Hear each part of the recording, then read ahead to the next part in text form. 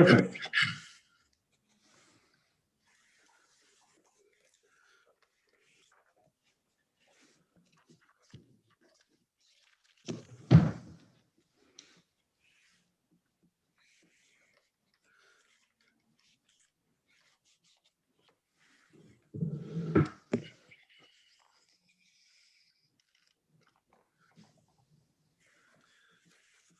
Good afternoon. This is American Surgery Center with CHRIAS. My name is Kemal Erkan. I'm here with Dr. Isaias Irgau. Today is January 13th, 2021. This is our second event for this year, Bariatric. Sorry about that. So I have, as I said, I have Dr. Irgau with me. Irgau, if you can please introduce yourself. Absolutely. Thank you, Kemal. Thank you for having me. I know you started a couple of minutes late, and that was my fault, so I apologize. As Kemal said, I am Dr. Irgau. I am the president of the Christiana Institute of Advanced Surgery, or CHRIAS. My specialty is bariatric surgery or weight loss surgery, and I have been performing now weight loss surgery for almost 20 years with my associates at CHRIAS. We are by far the most experienced surgeons when it comes to bariatric surgery in our area. Thank you, Dr. Irgau. Well, so our events are getting more popular, so I'm getting sponsors, Dr. Irgau now. So wonderful. My tie is given by Carlos's mom, so and I do want to thank her from here. So she promised that she was going to watch this. So so we can go ahead and start. Now we do have our other providers as well. So I do want to just mention them. Dr. Gail Wynn, Dr. Mike Peters, Dr. Rose Singh, Dr. George Ibrahim, they're on the bariatric and general surgery side. And Dr. Sajid Maid is a colorectal surgeon. And we have our surgical PA, Sydney, with us, which is who's completing our team. Speaking of the team, we have our care coordinators, facility and practice nurses, nutritionists, psychologists, surgeons, and other specialties part of this. Fran, Amy, Beth, they are one of the most essential part of the program, as they are the strongest nutritionists for the bariatric. And we are doing this with, again, for American Surgery Center. American Surgery Center is the only surgery center in Delaware which has the MBSA QIP accreditation, Blue Distinction Center Plus, and Aetna quality certification. We are a AAA-HC accredited organization. So as I mentioned, we are only one in Delaware who have all these certifications, and we are one of the 15 surgery centers in the nation with the MBSA QIP certification. This makes us... Sorry to interrupt, but on the CHRIAS page, we missed the first few slides. So we're on now. That's okay. So this, we can get it from the other side. So we are live in a couple different channels, so they were just giving me the heads up that they missed a couple of the slides, so we will just re-upload it. So now with these certifications, we also achieved the highest patient satisfaction score, and this is the 4th month in a row with 100% of our patients who responded to our survey. They are happy with our services, and we appreciate their support, and we are extremely happy that they are satisfied with our services. Today, we are going to discuss a topic that we already covered last week. So what we are going to do this year, as I mentioned earlier this year, we are going to repeat our different sessions again, just so that we can actually maybe say it in a different way. Maybe different people can understand, more people can understand in a different way. So we are going to do that on the types of bariatric surgery and why someone would be getting one versus the other surgery. So Dr. Irgau is going to educate us today. Dr. Irgau, would you like to start with the overall types of surgeries? Absolutely. So essentially, bariatric surgery or weight loss surgery is indicated when a person reaches a certain weight And we know that once that weight has been reached, the person has very, very little chance of losing weight without any substantial help. Generally, we talk about the need for weight loss surgery when a person's weight is about 100 pounds higher than their healthy or ideal body weight. So if a person's healthy weight is supposed to be 150 pounds, and now they weigh 250 pounds, we say that bariatric surgery should be considered. There are certain situations in which even a lower weight than that could make a person a candidate for weight loss surgery. But generally, that excess weight, which corresponds to a body mass index of 40. Body mass index is a calculated number that is derived by putting the height and the weight of the person together. And when we say that when the body mass index is 40 or above, which corresponds to an excess weight of 100 pounds or higher, then we say bariatric surgery or weight loss surgery should be looked at as a possible option for making that person healthier. Now, all of the procedures that we undertake when we do bariatric surgery involve some type of change in the digestive tract, right? So for instance, when we do a lap band surgery, which is at the bottom left of this screen, then we're placing a device around the upper portion of the stomach to help that person control the flow of food into the stomach. When we do gastric bypass, which is at the top right side in this picture, we are actually cutting the stomach and then rerouting the intestine. It's a fairly complex procedure that we also do.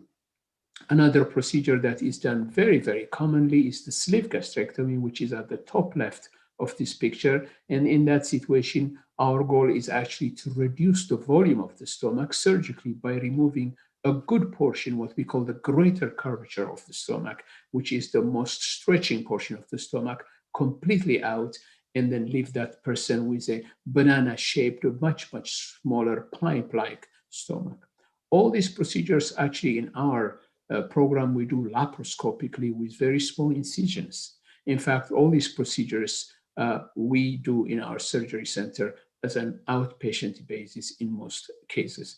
Now, the picture you see at the bottom right is the duodenal switch, which is another type of weight loss surgery, which is done less commonly, but it is even more radical compared to the gastric bypass because of the extent in which the small intestine is rerouted. That's another procedure that is also offered in our center. In general, these are the options available. Which procedure may be best for a particular individual is obviously discussed when a person comes for an individual consultation where we are able to explore the medical history, the surgical history, the comfort level, the expected outcome for that particular individual. Needless to say that by far the most common procedure that we currently perform is the sleeve gastrectomy, which is the one depicted in the top right. And that procedure seems to offer the best compromise in terms of giving really, really a strong procedure with the least impact in terms of changes on the digestive tract.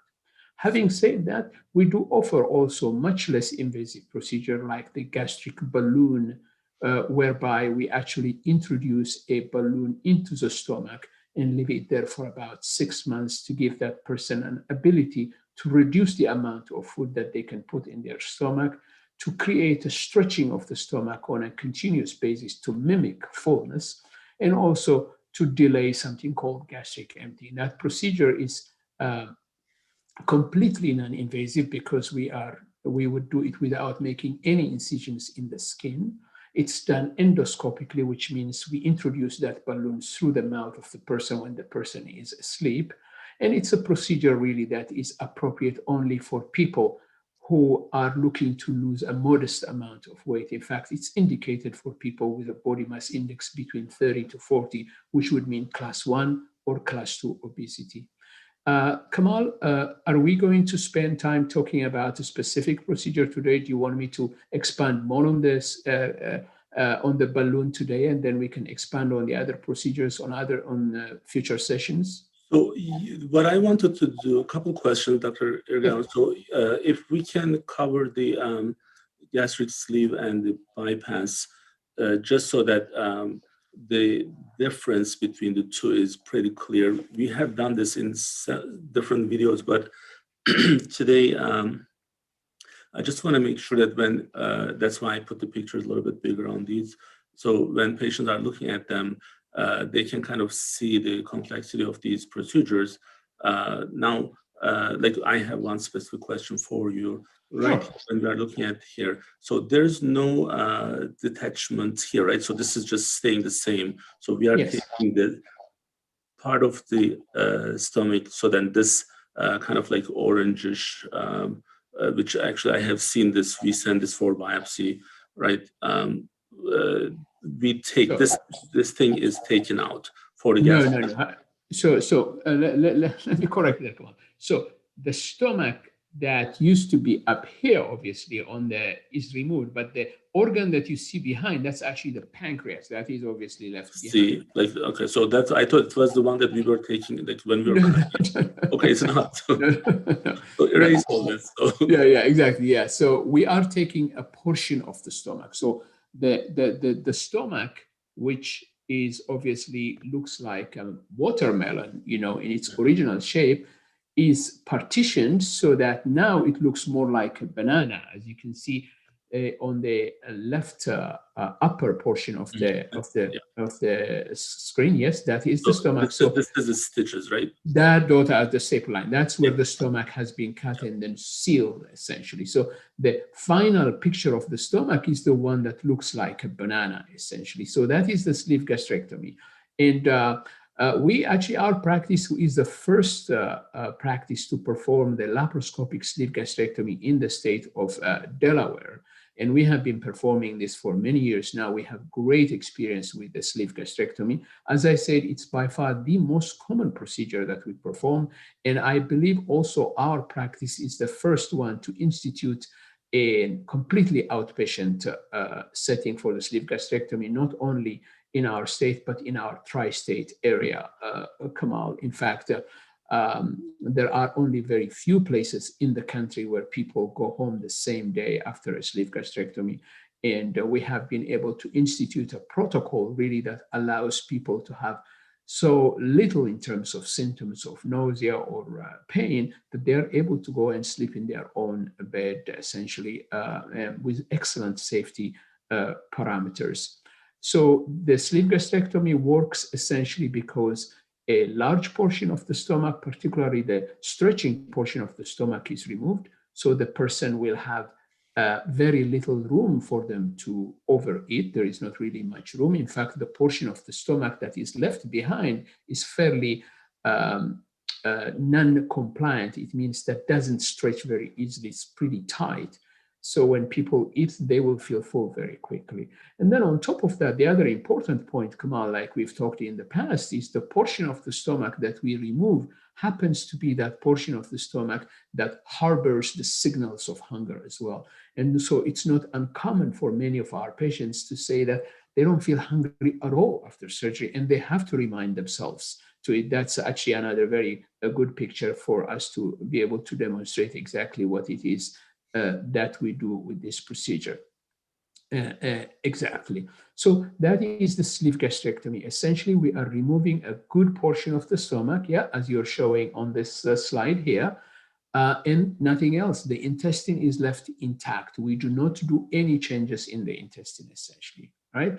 Now, going on to the gastric bypass, which is depicted on the right side, then Kemal, we essentially are partitioning the stomach. We make the stomach a lot smaller, right? At the top, there is a very small stomach that we call pouch, but then we reroute the intestine. We bring the intestine from below and we attach it with that portion of the stomach so that now food comes from the food pipe, enters the little stomach, and then immediately it goes into the intestine. So the major difference with the sleeve gastrectomy is this rerouting of the intestine. Right? Now, there are implications going forward in the future as to what this means for the patient. Once you've rerouted the intestine, essentially you are interfering with the ability of the intestine to absorb vital nutrients like vitamins. So vitamin insufficiency is a potential implication of the gastric bypass. Once you've rerouted the intestine, the potential for the intestine to twist and cause blockage is there. And also, once you reconnect the intestine with the stomach, you create a situation where ulcer formation can happen. So there are certain situations where we say the gastric bypass is better than the sleeve gastrectomy. For instance, if a person has severe reflux or even damage to the food pipe as a consequence of reflux, then we say maybe the gastric bypass is better as opposed to the sleeve gastrectomy. But by far, the vast majority of people who need to lose substantial weight loss will actually lose similar amounts just with the sleeve gastrectomy. There is no need to go to the gastric bypass. But there are certain situations where the gastric bypass is better indicated compared to the sleeve gastrectomy. The good thing, Kemal, is that our practice is extremely experienced with both procedures. In fact, when Dr. Wynn and I started bariatric surgery, and then a few years later, we were joined by Dr. Peters, the vast majority of procedures we were doing were gastric bypasses. In fact, we introduced the laparoscopic approach to gastric bypass in Delaware ourselves. Our practice introduced that and established it as a firm procedure. So we have extremely large experience with gastric bypass as well. But with the availability of the sleeve gastrectomy about 10 years ago, we were able to give the same kind of results with a less impactful procedure, essentially, with the sleeve gastrectomy. That's why you see many of our patients come out choosing the sleeve gastrectomy because they obviously do not want the implication of rerouting of the intestine. But when it is necessary, obviously, we are fairly well positioned to perform the gastric bypass as well. So between the gastric sleeve and gastric bypass, we do about like 80% of the procedures, almost gastric sleeve. And on the gastric bypass, it's about 20% at the surgery center. And maybe at the surgery center, it's even maybe a little bit smaller than that number, right, Dr. Irgau? So one of the, I think from the non-surgeon standpoint, so I just want to make sure that some of my questions are, yes, it is kind of designed from the patient side so that I can just act like if I don't know much about it. So now, one of the differences that I see is for the bypass, we have to do, the BMI has to be a lot lower for us to be able to operate on those patients, especially at the surgery center. Can you elaborate that a little bit? Sure, absolutely. So clearly, when we come to the indications for either procedure, it is very important to understand that both procedures require a body mass index of 40 or above. But sometimes, as you know, even a body mass index of 35 can allow a person to be a candidate for either procedures, gastric bypass or gastric sleeve, if they already have developed certain medical conditions that we call comorbidities, like diabetes, high blood pressure, or sleep apnea. So that would be the basic, right? Now, when we perform these procedures at the surgery center, we have decided that for a person to be a candidate for the sleeve gastrectomy at the surgery center, their body mass index cannot be higher than 55 for a male or cannot be higher than 60 for female. That is for the sleeve gastrectomy. For the gastric bypass, the requirement for body mass index are even lower than that. In fact, we say for a man, it should not be more than 45, and for a woman, it should not be more than 50. And the reason we did that is because at the surgery center, we're performing a procedure on a completely outpatient basis. And because of the complexity of gastric bypass, the need for the weight to be on the lower side is clear. Now, does this mean we don't offer this surgery to patients with a body mass index greater than that? Not at all. Remember, one of the things that happen is as we are preparing patients for surgery, and you know very well because you chair our bariatric coordinator meetings every day, and you see these patients all the time, is that it takes some time for a patient to be ready for bariatric surgery. And in that process, it's not uncommon for some patients who start from a higher body mass index to actually come down for them to qualify for having surgery at the surgery center.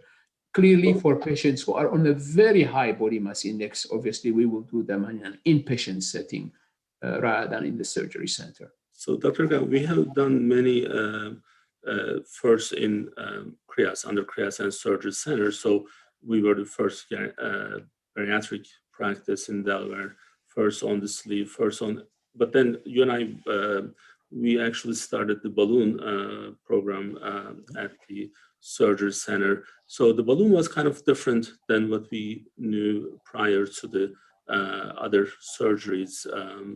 So it's not a surgery, there's no incision, so it's pretty much like an endoscopy. So I do want to spend a little bit of time on the balloon just so that we were also the first one, and we are still the only one, I believe, not only in Delaware, but probably in the tri-state area.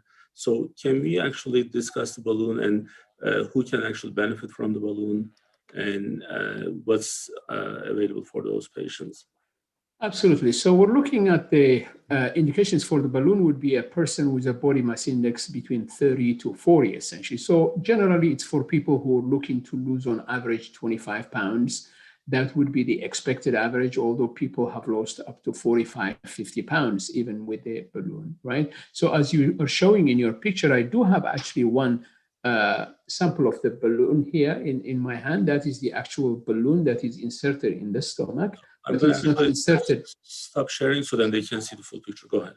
Yeah, so that is actually the actual balloon, the Orbera balloon. So it's a good size and it has some weight and it enters the stomach deflated, but once it's in the stomach, with the endoscope, we are able to inflate it. And so to demonstrate this a little bit more, I actually have this little desk model as well. So you were ready to present for this, so we didn't. I was indeed. So we didn't think about it. So, okay, good. So that is a model of the stomach. That would be the food pipe, and that is the intestine, and that is the body of the stomach. And this orange balloon inside it would be the balloon. So we insert the balloon through the mouth into the food pipe when the person is asleep, just like a normal endoscopy. And then once we're inside, we're able to inflate it. And we inflate it to anywhere between 400 to 700 mLs, essentially. And the balloon then sits within the stomach and it moves freely within the stomach, but it stretches the stomach. It creates a sensation of fullness so the person is not hungry very frequently. Now, this is a totally non-invasive procedure in that we don't go through the skin. There is no wounds, there is no incisions.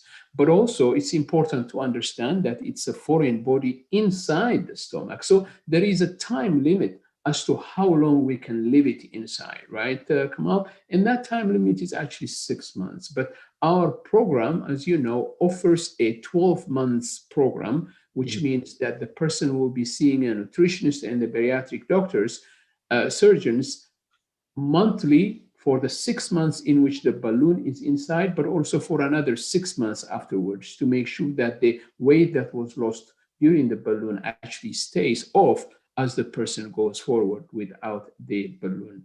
Now, it's a non-invasive procedure, but also it means that the potential risks are much less compared to the other surgeries. But it doesn't mean there are not risks with this either. Like any procedures, there could be risks, whether it's heartburn, nausea, vomiting, or even ulcers. And very, very rarely, bowel blockage can happen with the balloon as well. But these things are not very common. And we do many things in a proactive manner to prevent many of the potential complications. So the balloon is one of the options that is there for people who are looking to lose 25 pounds, 30 pounds, 35 pounds. But it is a non-invasive procedure, and it's obviously completely reversible because we put the balloon in, and when we take it out, the anatomy remains the same, essentially. I remember one of the first patients we have done this was Dr. Maida Melendez. Oh yeah. I'm able to share the name because she did actually, she was part of the promotional event. So, and she did lose, I believe she lost about almost 40 or 45 pounds. So this can stay up to like 6 months, right, Dr. Irgau? Absolutely. The balloon can stay up to 6 months, and then after that it's removed. And then essentially, all these are different methods, essentially, because we recognized although you and I deal mainly with people who need to lose 100 pounds or more, we recognize that there are many, many people who are struggling to lose that extra 25, that extra 30 pounds, and they've done different methods, different diets, and they have not been successful. So this is not surgery as such, that we don't make changes in the digestive tract that are irreversible, but we offer a procedure that can give them that extra help they need for them to lose that 25, 30, 40, 45 pounds that they need to lose to be at a healthy weight. So, Dr. Irgau, I see the balloon in a way that it's almost, sometimes we need that kind of like startup to see the results. In many patients who are dealing with obesity, they can't really see the quick results without making big changes in their day-to-day life. So I think balloon would be, in many cases, it would be the least risky kind of step up procedure for them. Absolutely. It would be. Yeah, it would be, because it's done through endoscopy. And as you know, endoscopy is something we do very commonly to look for problems that cause indigestion and other things. It's a very quick procedure. So the procedure itself, its magnitude is relatively low compared to the other procedures that we offer. But the benefits are there, particularly, as I said, for people who've tried different methods, and that extra 25, 30 pounds has been so difficult for them to get rid of. So it's an option, essentially. If someone starts, if someone gets the balloon on, let's say, on a Monday, so how long would they need to spend time at the surgery center? So at the surgery center, essentially, they would be discharged within a few hours. They just have to, particularly in the early hours, and then even up to 24, 48 hours, people, because there is this sudden distension of the stomach, they can feel as if they've had 2 Thanksgiving dinners at once. So they may not feel good. And we give them many medications to mitigate that, but then that dissipates over time, and they feel, comfortable without the nausea. But clearly, their ability to eat a big meal is reduced. The hunger level is lower. And then, because gastric emptying is also discouraged with the presence of the balloon, their chances of really not consuming, a lot of calories are good, and then the weight loss will occur. It is not a magic answer, just like any of the procedures we do. It does require commitment. None of our procedures, Kemal, as you know, and we see these all the time, are magic answers, because obesity is entrenched in the biology of the person, and we're not taking that biology away, but we're providing people a powerful tool for them to be able to really see the weight dropping off. And all these are options that we have available in our program. Dr. Irgau, what I see with the process with so many patients that we go through, this month will be about 35 cases, next month more than 40. To get to those numbers, we process almost like 120 patients on a weekly basis. And these numbers are pretty high. And one of the reasons, maybe like my personal opinion in this, that what I see is a lot of excuses that we find for patients to stop the process. So, and every time I see it, I actually take a note now, like that I can actually maybe call and then reach out to the patient personally to see if there's something that we can actually do from our side to maybe educate them a little bit more, counsel them. And there are so many different things happens in our lives. And in some cases, we are not ready, but we should have been ready for so long. And instead of delaying the process, or instead of interrupting the process, the best would be getting into our team, and then let our team to do the work and work with you. Even for today's discussion, it's a repeat discussion. You can find the same information in so many different places, but we want to be available to the patients so that they feel like they're not alone, and they also know that there are so many other people are going through the challenges. Now, again, from my personal experience, what I see is every time we delay the process, we see weight gain. There are some miracles. In fact, today we had one patient who was able to lose weight with the nutritionist's help, and we wanted to make sure that this was acknowledged, and it was great from the nutritionist side and from our side. So it's not like we are trying to force people to surgery, but we just want to make sure that they have the most support that they need available. The only thing is, as you delay the process, you are making the trouble bigger. So we have a team of people, not only in the practice, but also just like this event, we are here. So just to kind of streamline our different live sessions, what we have done, I'm going to share this one again with you guys. Our 3 p.m. Wednesday with Dr. Irgau and myself will be on a weekly basis, and the second and fourth Tuesday of each month for 6 p.m. for Dr. Wynn and the other surgeons through St. Francis and CHRIAS program. And then we have our bariatric support group first Tuesday of each month. And from the United Medical ACO, we have our Friday noon updates for, this is more like right now COVID and COVID-19 vaccine related items that we go through.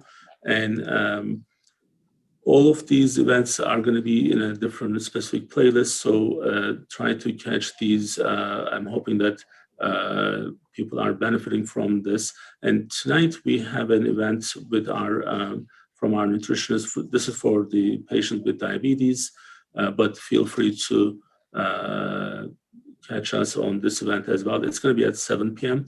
It's with Amy, Donna, and myself will be there. So now, Dr. Irgau, before we close this session, anything you would like to add? Yes, absolutely. So I think, Kemal, as you correctly said, it's very important for us to have these conversations. And although we are going over certain things that we've mentioned in the past, we are bringing perhaps a different angle, a different view on it that may benefit our patients. I actually encourage our patients to participate in these events if they have time, or to watch the recorded ones. And the ones that come up to me with feedback, they're actually very happy they've done so. They say they've picked up something that they may not have thought of. So I think this is good. We should continue with it. Our practice is committing to educating not only our patients and prospective patients, but our community on what we are doing to combat this very serious disease, which is obesity. Absolutely. Dr. Irgau, thank you for joining us, and we'll see you again next week. And thank you. Thank you. Thank you for joining us, and then just try to catch us on different events. And if not, we'll see you next week. Thank you so much.